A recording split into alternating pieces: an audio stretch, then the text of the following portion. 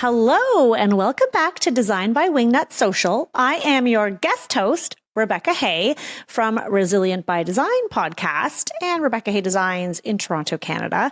And I'm excited to be the guest host and share this conversation that I had with Miranda Cullen. We dove into the intricacies of franchising your business. What is micro design and how you might be leaving money on the table as a designer. You're going to love this conversation that I have with Miranda. Miranda Cullen is an internationally recognized interior designer and founder of Inside Stories, one of Colorado's top design firms. She currently leads a team of 20 plus designers in her Denver-based studio, which has earned more than a few accolades. In 2022, Miranda won the Design and Architecture Award from the International Design and Architecture Committee. This year, Inside Stories was listed among the top 13 interior design firms in the Southwest by Architectural Digest Pro. Miranda is articulate, funny, and thoughtful, and I think you are truly going to enjoy this episode with Miranda Cullen. Wingnuts, help me in welcoming Miranda Cullen to the show. Welcome to the podcast. I'm so excited to have you. I'm excited to be the guest host that gets to interview you, Miranda. Welcome to the Wingnut Social Podcast. Thank you so much. Why don't we start off by introducing yourself to everyone listening today? Sure. I am Miranda Cullen. I am the principal and owner of Inside Stories, a full-service interior design firm that is based in a suburb just south of Denver here in Colorado. And we have a blossoming firm with about 20 folks here. And I have been in the industry designing in one fashion or the other for 29 years this year. So feels like a lifetime. Wow, that's like almost 30 years. That's amazing. I know. I keep having more birthdays, which means I'm having more work anniversaries. So, they kind of go hand in hand. Totally. Oh my gosh, I'm so excited to dive into all the things because you have done some amazing things in the 30 years you've been in design. Your firm, you just said 20 people. That's incredible. I want to dive into this idea of franchising. Yes. This is something that I think a lot of designers, speaking from my own experience, a lot of us sort of fantasize about that idea of, what is the future plan? What is the exit strategy? What does that look like? And you are like living, breathing proof that this is possible. And I'm so excited to dive into all that. Oh, you're sweet. Thank you. Yes. Happy to chat. Can we just start off with this term micro design? This term comes up a lot with your name. So what is, and as a designer, I've not been doing this nearly as long as you.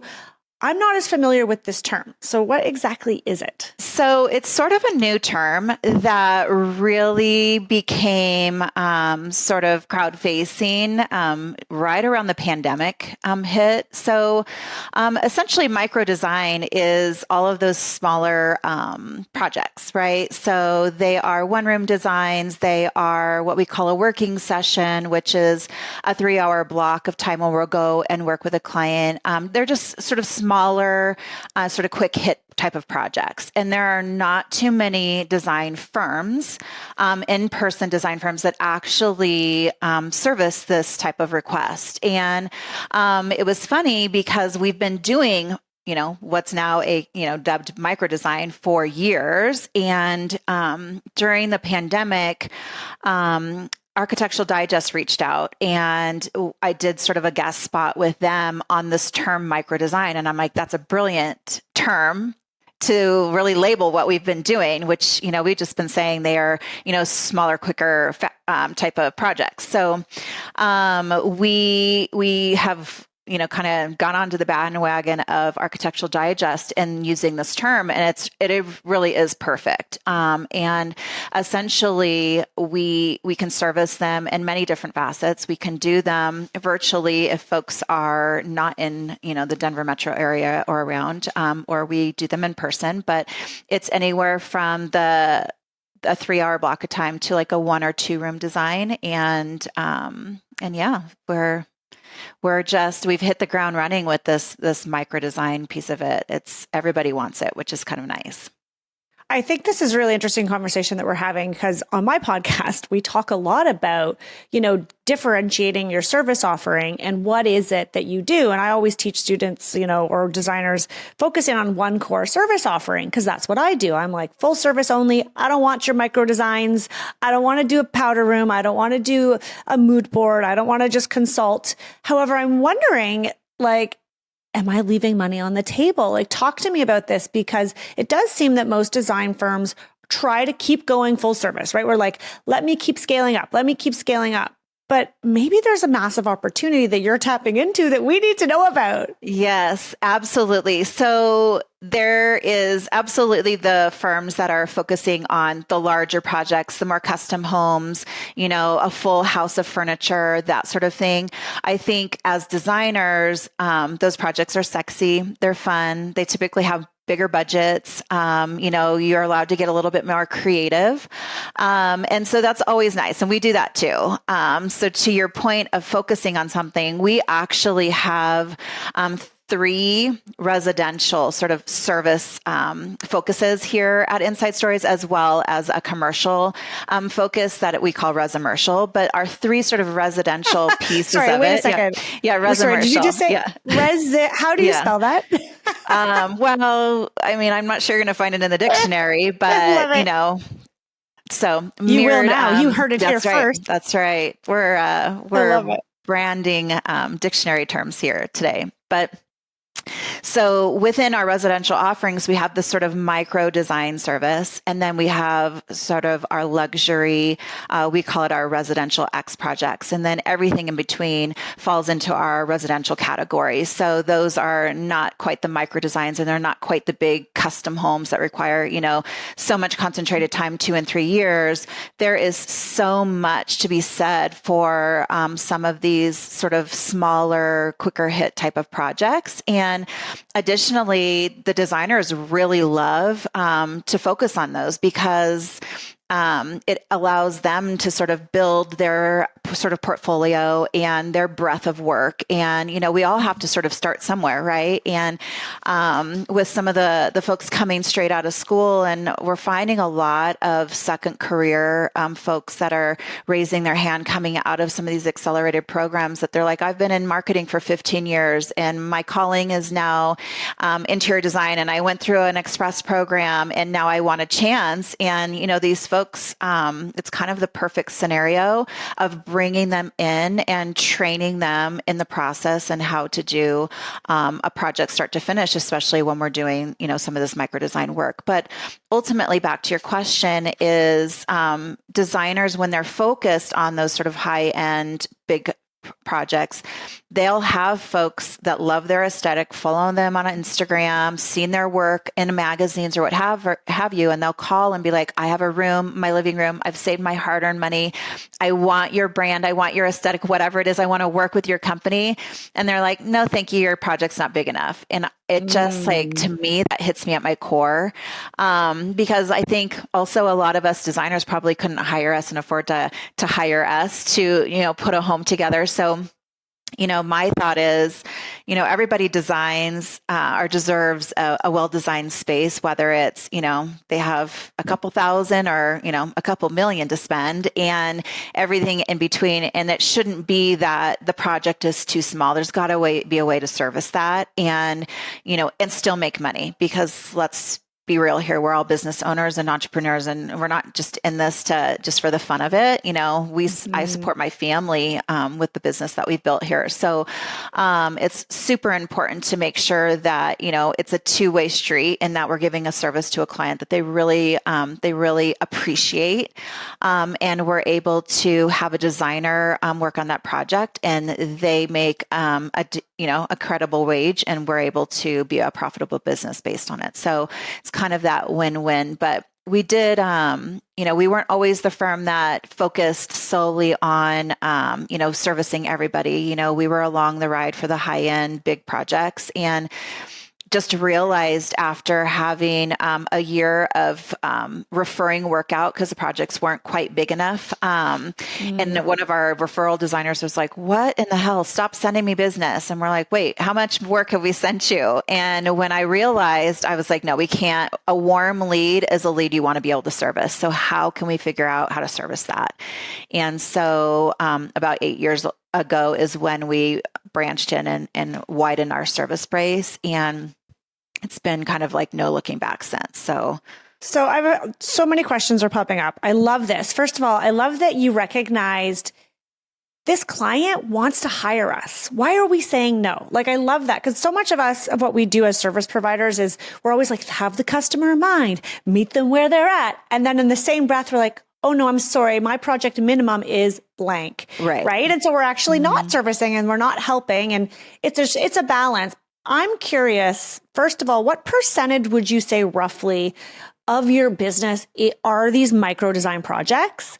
And then secondly, do you think that this is something that is feasible for a young, small design firm to tackle? Or is it something that only makes financial sense once you have a little bit more of a project load or experience load like yourself? So, which question you want to answer first? The first one. So what percent would you say of your company of our microdesign? company? Yeah. It's, that's kind of a loaded question because, there's percentages of revenues and then there's percentages of the type of projects. But as far as like the type of projects for micro residential that we do, I would say it's about 25-30% of the number of projects we have. Now, it doesn't that's not nothing. Yeah. No, it's really great. I mean, if you say, an average project is, $2,500, which our average micro design is, design fee wise is around $3,500. But even if you threw, $1,000 at that, there's a lot of money to be had there that you would, essentially turn away with folks that are interested in that type of service. Obviously the numbers are a lot lower, so it's not going to stack up against, one project bringing in $1 million of, revenue because it's a gigantic house and there's, unlimited funds. So there's that piece of it, but it is, we very much specialize in this. I would say, we kind of specialize in all of the niches, and we have different types of designers that are designing in each of these niches. So it works out really nicely because it pairs very well with what they like to do. So I want to dive into this. And I know my second question wasn't really so specific, but it was more about it sounds like your model, and I want to get into your model because I think it's so fascinating and it's so different and unique. And I think designers listening who are solos are going to be really keen to hear it.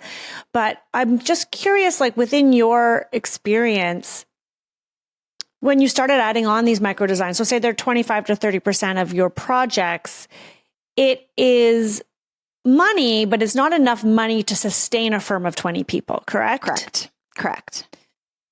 So would you say it's feasible for designer just to focus on micro design and still be profitable? Or do they also need the other full scale, larger projects? So that's actually a fantastic question. And some numbers that we've been sort of working out through the course of the last sort of 8 years when we started piecing in this micro design. It started as design in a box, and then that was freaking horrible. Design in a box, no way. So when we kind of figured out what this service was going to be, it was an add-on service. So it is very, very easy to have an existing brand that brings in this sort of business model and attaches it to their already existing full service high-end design firm. It is the ability for the owner to make money on work that they're not touching. And they're also elevating their sort of staff in order for them to be owning and work on projects that are suitable for them as well. And it's an add-on service that's not taxing the owner's time. So I look at this, I'm almost 30 years into my design career. I'm a businesswoman as well. And I also eventually want to retire. And so while, for me, I started talking through this franchise thing because it had my sort of end goal in mind, in that the legacy of my company could live past me and it could continue to make money. And the folks that I've trained and our sort of work family don't have to go anywhere when I decide I don't want to design anymore. I don't have to close the doors to my business, which is something I think a lot of designers don't think through, because we're so in the moment at any given point. We're always designing, we're always running here and there. And sometimes we don't pick our head up, and then all of a sudden we pick our head up and it's been 25 years and we're like, holy, I haven't planned. I haven't done anything. Yeah. What happens to me in the next 10 years? Because I don't want to do this for, 25 more years. So that was kind of the reasoning behind starting this piece of it. And it's really evolved into options. And so we are, as we're getting ready to go in for our sort of VC funding pitches, we have really identified that there are a couple of different ways to work this piece of it if folks are interested in becoming a franchisee with Inside Stories, in that very easily tack on service. You want 2 or 3 designers that are solely working on your smaller micro residential projects that are meeting with that clientele that really, want to have the ownership of doing their own work and not being told what to do. Because a lot of times, the support staff and the designers that work under, us sort of overbearing company owners, a lot of times are being dictated to. So you got that pride of ownership in that you're meeting with the clients, you as a micro designer are facilitating those designs. You're following a proven process. It's a very safe process and allows them to keep on brand with, whatever that higher firm is. And then on the flip side of things, if, you're a one-off designer, or there's maybe you and an assistant and you're like, how do I grow what I want to do? This is also something that they can incorporate in, because it helps you to build your clientele on top of it. So we have designers here that, start on the micro sort of side of things, and they design for a year or 2 in this piece of it. And then they get repeat clients that come back to them. And then they have, their next house, or they have their family room or their living room. And all of a sudden, they're like, I've just bought a new home and I need you to do my finishes. And what naturally happens is the recidivism that we get as a high-end firm, we're getting that with the repeat smaller clients as well. And it is just sort of a line of business that sort of keeps on giving. And the sheer quantity of them, it's a little bit more sort of quantity based with the numbers piece of it. But we've run a bunch of numbers to sort of figure out, okay, so say the high end numbers were out. So the way that we run our books in the company, we have all of the high end, like residential X projects, the revenue, all of the goods in one line item, and then the sort of the franchise-able services and another line item. So we can very much see and we can show how you can make money, like how many designers you have to have on staff to make whatever your goal is. Say you want to make an extra 100K a year or whatever it is. We can tell you very much how many designers you need to hire, how many jobs they need to do, and what type of revenues they need to sell in order to get you there. So it's, it's very numbers based. Yeah. Okay. We just covered a lot of ground. Sorry. Oh, I mean, it's exciting. Spinning. I can tell that you're really excited about it, which is amazing. Yes. It sounds like, okay, I need to unpack that just so that I fully understand where this is. So this idea of franchising, it sounds like it came out of a need for you to have an exit strategy. And it was also answering a problem, which is like clients want smaller services. Mm-hmm. But how much did the micro design play into that? Did you always think about this franchise idea, or was it really the micro design projects that sort of gave birth to this idea? It was a little bit of both, to be honest with you. So just about 10 years ago, I attended an Inc. 500 women's conference in New York, and a couple of very profound folks spoke at that. So the woman that owns Dry Bar, the woman that owns Stella & Dot, and also Rebecca Minkoff.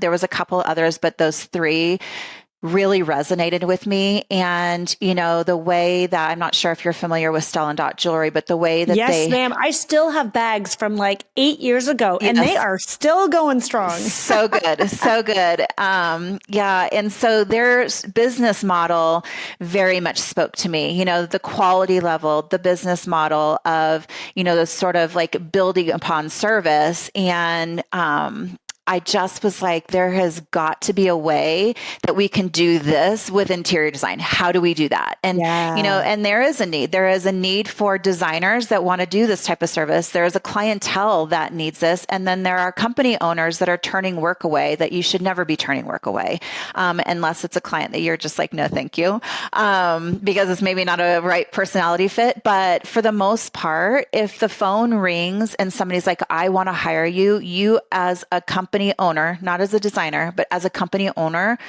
should be able to service that client. And that gives this, this model gives you that ability. And I think it's very important. I think it gets lost. It's funny. Somebody said to me not too long ago, you need to start furniture lines, fabric lines. You need to get your brand out there. And I'm like, honestly, I really want to get my business savvy out there. And I did not go to business school, and I don't know where this comes from, but this entrepreneurial piece of me and this problem solving, personality trait that I received from my father, because he was a problem solver no matter what it was. I just am like, I want to be known as a business person, as somebody that has identified, this sort of niche in this marketplace that helps other designers and business owners that might not be thinking like this, how we can work together to, create more opportunities for them when it comes to giving designers opportunities, junior designers, mid-level designers opportunities, as well as company owners. I mean, we should be able to reap financial rewards from our hard work. And it is very, very, very hard as a designer to focus and be okay with actually making money. And so that piece of it, it's very important to me. And that exit strategy of, there's a reason why I did not name my company after me. I don't want it to shut the doors when I don't want to do this anymore. I want the brilliant designers that work within our company to be able to take this company to whatever levels that they want. I don't want it to be lost when I'm like, I'm peacing out. I'm tired. I can't do this anymore. Totally. Now everybody listening is like, oh shoot. Right. Oh my gosh. I'm whatever age. And oh my gosh, shoot. Now I'm stressing.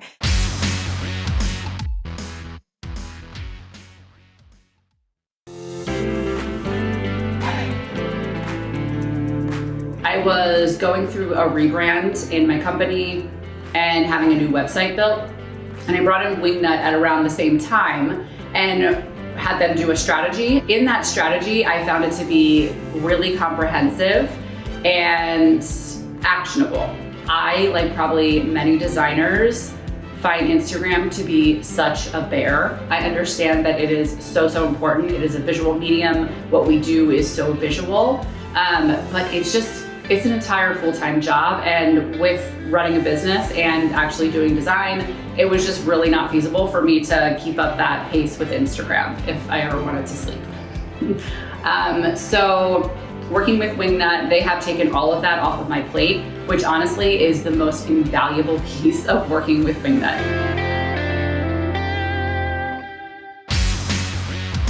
I want to talk about two more things. One, I want to get into more the nitty-gritty of how this model works, because I think it's a little bit different than what people are picturing as a franchise. And then secondly, because it's Wingnut, I want to make sure we're talking about the marketing pieces. I have a really specific question for you. But before we get there, the franchise model that you're talking about, essentially, now this is what it sounds like, is like you are inviting designers from across the country to become a franchisee, I think was the term you used. That's correct. And does that mean that they're hanging your shingle on their storefront in the sense of, are they now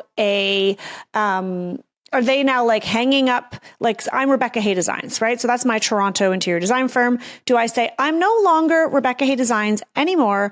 I am now a part of, what's your company name again? Inside Stories. Inside Stories. I am now an Inside Stories franchise? Because I don't think that's what you're saying. I think it's a little bit different than that. It so is. Can you walk us through that? Yes, of course. So, Rebecca Hayes Designs is a flourishing firm, and you are like, I'm turning work away and I don't want to do that. So you buy into an Inside Stories franchise and it becomes Rebecca Inside Stories by Rebecca Hayes Designs. So it's not the same company as Rebecca Hayes Designs. It is a separate LLC that you create that is it has a little bit of a licensing to your name, but it is a business plan. It is the proper way of paying people. It's all of those things that you then can, take your brand and pull into this sort of micro design application.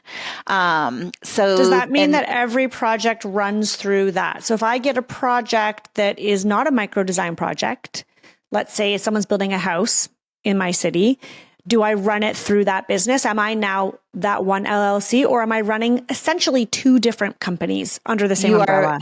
Yeah, you're running two different companies under, maybe your same studio, or what have you. So it's truly an add-on company, an add-on service that you can build to.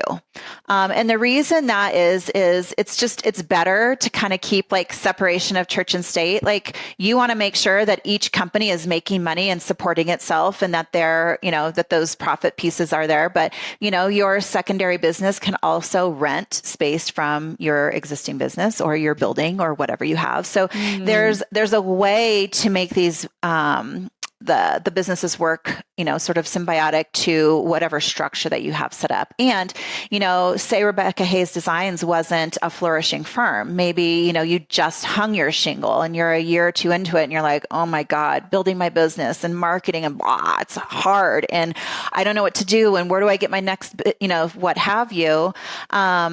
There is also an opportunity that if, Rebecca Hayes Designs is like, I don't know if I want to run those two, I am going to just do Inside Stories by Rebecca Hayes. You can close this company and run everything through Inside Stories. That's not a problem at all. So there's a handful of ways that we can help each individual design firm designer kind of set up how they want it to go. So we've got, obviously there's a franchise and branding agreement that, goes along with this whole piece of it, but we can really customize that piece to whatever the franchisees, whatever their goals are and where they are in their sort of career within their company. So I imagine then, this sounds very appealing, especially I think to someone who's just starting out. It's funny, I just recorded an episode about how to make money when you don't have any clients for my podcast. So this is like so interesting. So I wish I'd had this conversation first, and then I'm going to throw your name into it. That's right.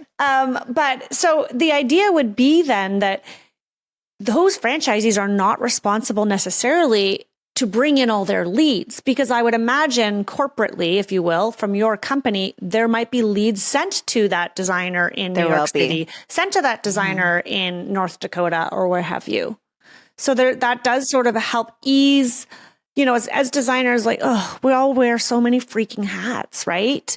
And marketing, like to talk about the marketing piece here on Wingnut, It's so much work. Can be very challenging. And a lot of us don't enjoy it. Okay. I'm not going to say us because I actually really love it, but many designers don't enjoy it because you just want to be doing your craft and servicing your clients. And so going out on Instagram or setting up an email campaign or going to speak at an event or updating your website or doing like I could go on all the things that feel overwhelming, like you need to do to get the word out. If you didn't have to go to those great lengths, I think a lot of designers would find this appealing. How much do you assist your franchisees with lead generation, with finding potential clients? Yeah, that's a great question. So once we go into an area and identify, okay, this franchisee has bought a franchise, that sort of thing, there is corporate branded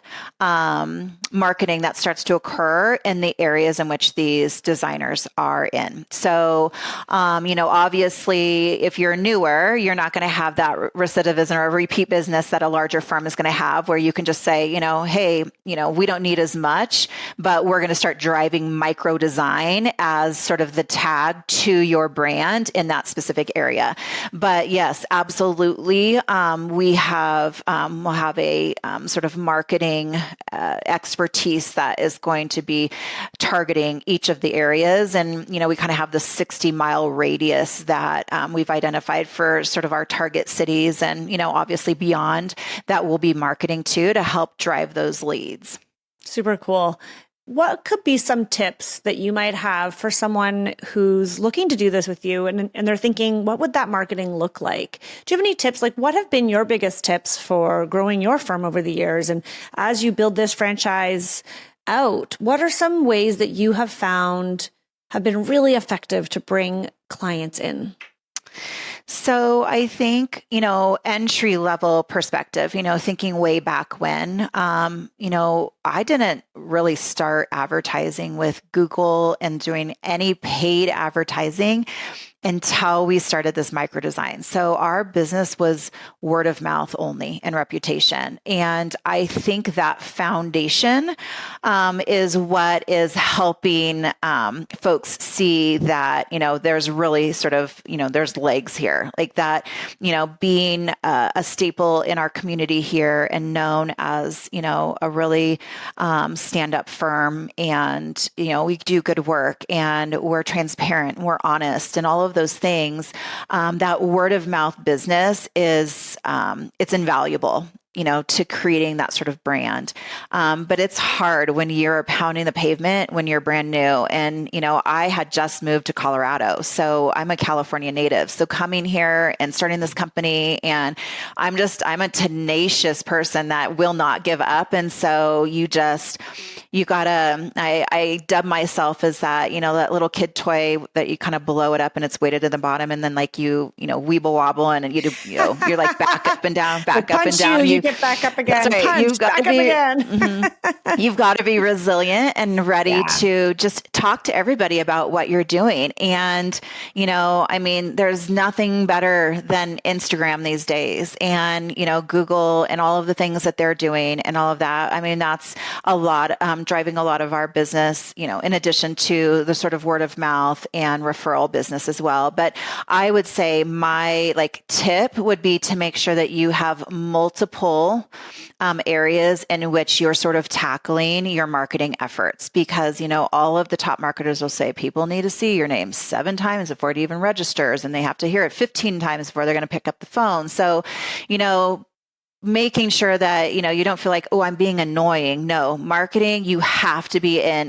Think of all the commercials. They're in our faces all day long until we are reciting, the music that's played in their commercials. It's kind of, you need a good jingle. Is that your tip today? You need a good jingle. You need a jingle. But that doesn't help probably. So I think also, I love that my marketing brain is kind of spinning right now, just thinking about all these possibilities with micro design. And I think about Darla's course, which I've taken, which is the Instagram for interior designers that Wingnut offers. And what a great way to take an Instagram course and now you can market micro design. That must be so much easier really, I haven't even tried that, than trying to market this really high-end, full service. Like if you can market something that is a lower ticket item, as they say, it'll be a lot easier to grow and gain that traction. So I think that is... Well, think about it. When we were, breading firms, powerful. We faked it till we made it, right? We made everything look like we were bigger than we actually were because that was the only way to get clout. And so it's harder these days to do that. And, somebody might just have like a room or two, and then you can put, 3 or 4 brilliant images on your Instagram until you get enough to get your website going and you're relevant, just it's being able to take advantage of that piece of it. And, these smaller projects that sort of pay our bills when we're, kind of a younger brand, and being able to sort of capitalize that. And yes, it is 100% microdesign. And it's hard when you're doing microdesign to actually be profitable and to make money. And that's like the piece of it. I mean, just about any talented designer can go in and design a room, but can you design that room and also make money doing it? Like that's also very important. You need enough rooms, right? So that you can make the money you want to make. But then if you take on too many small projects, having been there myself, you can't take it all on yourself. So then you need to hire. So now you're balancing hiring somebody. How many little projects do I need at what amount to get to the amount of money that I want to make? Okay, shoot, we're spread super duper thin. I might need to hire somebody else, but can I afford to hire? So it sounds like you help your franchisees with the math there. The strategy piece of it. Any help with math is a huge help for a designer. I can say that. And I'll tell you, I'm not really great with the Excel spreadsheets and all the parts and pieces. So I have really amazing folks that are helping, do that piece of it. I come up with this sort of crazy, brilliant design or idea in my brain. And then I'm like, now how do we do that? Now, how do we make sure we get, we drill this down so that it's kind of granimals and that, think about it. Most of us designers were not good at math. Like if your 6s, your 2s, your 6s, and your 12s, like that's really all you need to like read a scale and figure out square footage, right? So it doesn't, that piece of it. And sometimes that's intimidating, to raise your hand and be like, I don't understand this piece of it. I know I want to make a certain amount, but how do I back into doing it? I mean, it's so formulaic. And when we extrapolated all of it down and created this formula that is just this brilliant formula that keeps everybody safe, the client, the company owner, and the designer safe. And we can drill down to whatever it is that your goals are, and then really, it just really make sure that it's customized to whatever you want.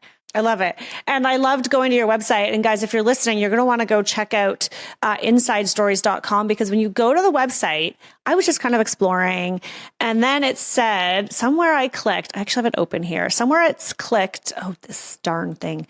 It was like, our designers are find a designer. It was like, find a location near you. And there's all these little dropped pins across the country. And I'm like, whoa, this is so freaking cool. So guys, go check it out. See if your city's represented. I love this. If it's not, reach out, because we certainly, as we're finalizing all of our franchise documents and all of those things, where, we've got sort of targeted cities that are, similar to Denver was, like 6 and 8 years ago, really budding and that sort of thing, and really loving the aspect of design and the culture of the cities and that sort of thing. But if you don't see your city on there and you're super interested, please just fill out the form, and we can connect with you. There's a few cities based on the type of franchise document or franchise company we are that, we have to jump through a few more hoops, but yeah, we're not opposed to any of it. I love it. I love it. So if you're a designer listening and this sounds somewhat intriguing and you just want to find out more, definitely go check it out. But hold on, before we leave, there's a very important round of questions that Darla has asked me to ask. You guys are waiting for it. I think it's called the What Up Wingnut round. And are you ready, Miranda? I am. Okay, here we go. Okay. What would the hashtag on your tombstone be? So that's a good one. So many things, but I think hashtag resilient is definitely what I am.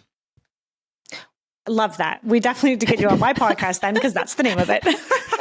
Right? I love it. Now when I think of the word resilient, I'm picturing this like inflatable punching bag.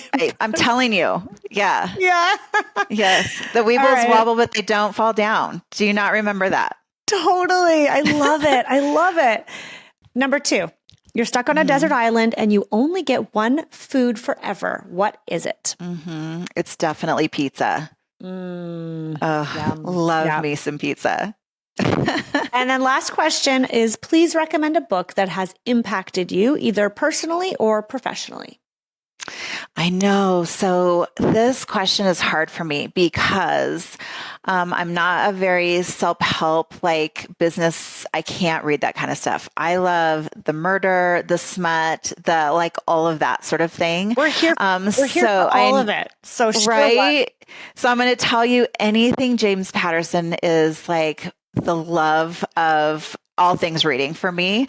So the sort of Women's Murder Club series is like my kind of guilty pleasure. And I feel terrible for saying that. I feel like I should say some profound like business book or something, but it really isn't. So I that's love me, that. I think Darla's going to love this because the whole idea is that we get to know you a little bit better. I love that.